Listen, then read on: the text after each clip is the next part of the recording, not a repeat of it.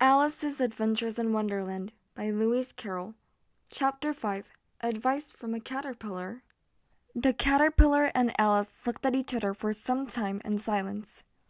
At last, the caterpillar took the hookah out of its mouth and addressed her in a languid, sleepy voice. "Who are you?" said the caterpillar. This was not an encouraging opening for a conversation. Alice replied, rather shyly, "I hardly know, sir. Just at present. At least I know who I was when I got up this morning. But I think I must have been changed several times since then." "What do you mean by that?" said the caterpillar sternly.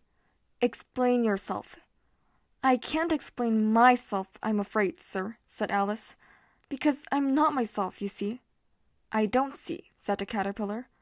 "I'm afraid I can't put it more clearly," Alice replied very politely, "for I can't understand it myself to begin with, and being so many different sizes in a day is very confusing."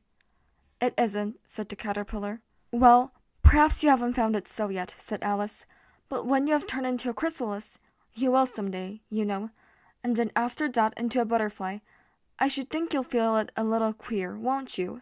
"Not a bit," said the caterpillar. "Well, perhaps your feelings may be different," said Alice. "All I know is, it would feel very queer to me." "You!" said the caterpillar contemptuously. "Who are you?" Which brought them back again to the beginning of the conversation.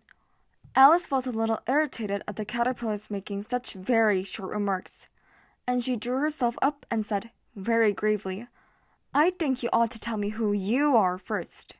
"Why?" said the caterpillar. Here was another puzzling question, and as Alice could not think of any good reason, and as the caterpillar seemed to be in a very unpleasant state of mind, she turned away. "Come back," the caterpillar called after her. "I've something important to say." This sounded promising, certainly. Alice turned and came back again. "Keep your temper," said the caterpillar. "Is that all?" said Alice, swallowing down her anger as well as she could. "No," said the caterpillar. Alice thought she might as well wait, as she had nothing else to do, and perhaps, after all, it might tell her something worth hearing. For some minutes it puffed away without speaking, but at last it unfolded its arms, took the hookah out of its mouth again, and said, "So you think you're changed, do you?" "I'm afraid I am, sir," said Alice.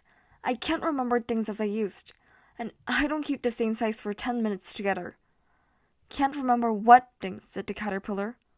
"Well, I've tried to say, 'How dote the little busy bee,' but it all came different," Alice replied in a very melancholy voice. "Repeat, 'You are old, Father William,'" said the caterpillar. Alice folded her hands and began. "You are old, Father William," the young man said, "and your hair has become very white. And yet you incessantly stand on your head. Do you think, at your age, it is right?"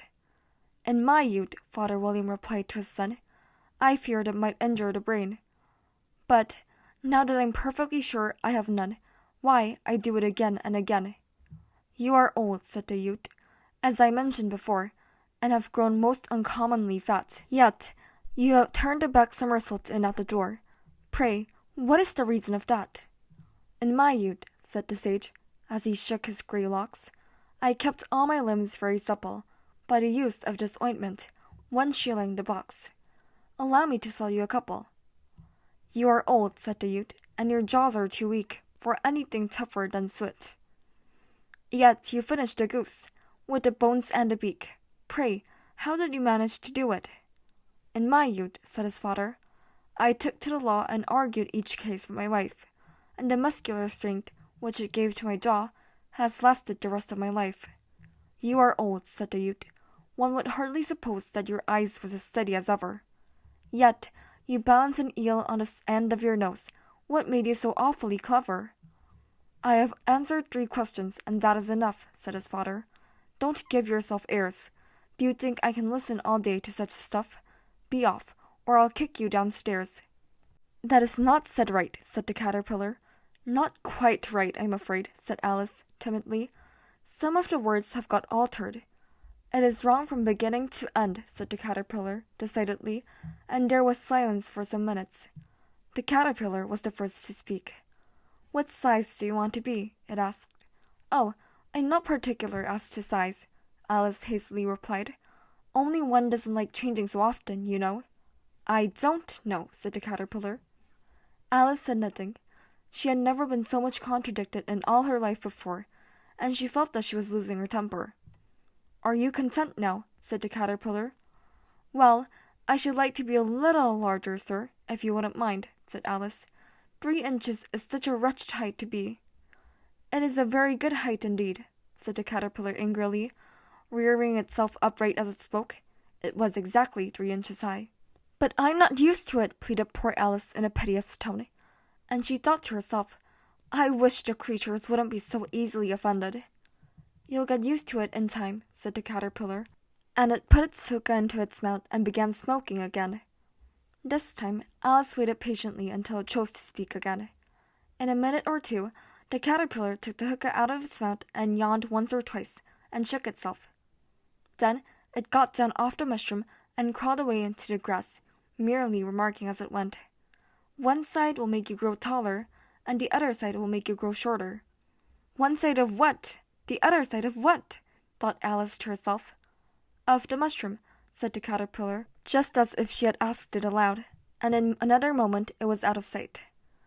Alice remained looking thoughtfully at the mushroom for a minute, trying to make out which were the 2 sides of it, and as it was perfectly round, she found this a very difficult question. However, at last she stretched her arms round it as far as they would go, and broke off a bit of the edge with each hand.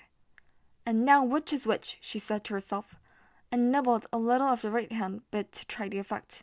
The next moment she felt a violent blow underneath her chin. It had struck her foot. She was a good deal frightened by this sudden change, but she felt that there was no time to be lost, as she was drinking rapidly. So she set to work at once to eat some of the other bit.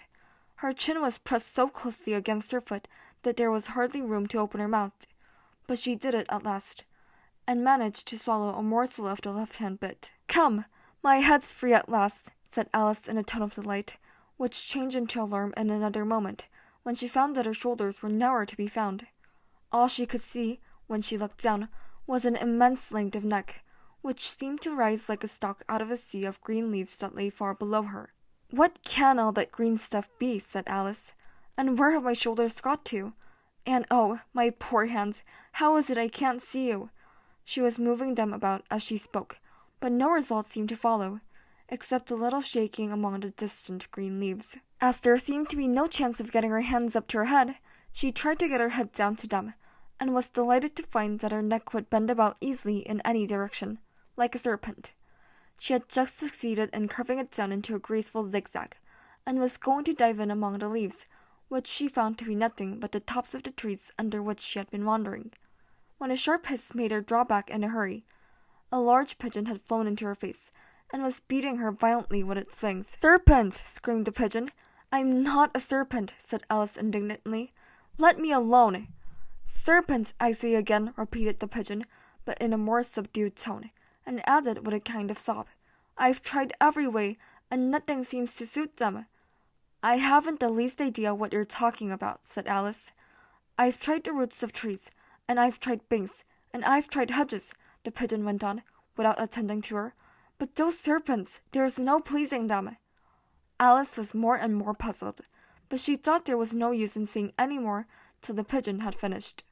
As if it wasn't trouble enough hatching the eggs, said the pigeon, but I must be on the lookout for serpents night and day. Why, I haven't had a wink of sleep these 3 weeks. I'm very sorry you've been annoyed, said Alice, who was beginning to see its meaning. And just as I'd taken the highest tree in the wood, continued the pigeon, raising its voice to a shriek, and just as I was thinking I should be free of them at last, they must needs come wriggling down from the sky. Ugh, serpent! But I'm not a serpent, I tell you, said Alice. I'm a... Well, what are you? Said the pigeon. I can see you're trying to invent something. I'm a little girl, said Alice, rather doubtfully, as she remembered the number of changes she had gone throughout that day. A likely story indeed, said the pigeon in a tone of the deepest contempt.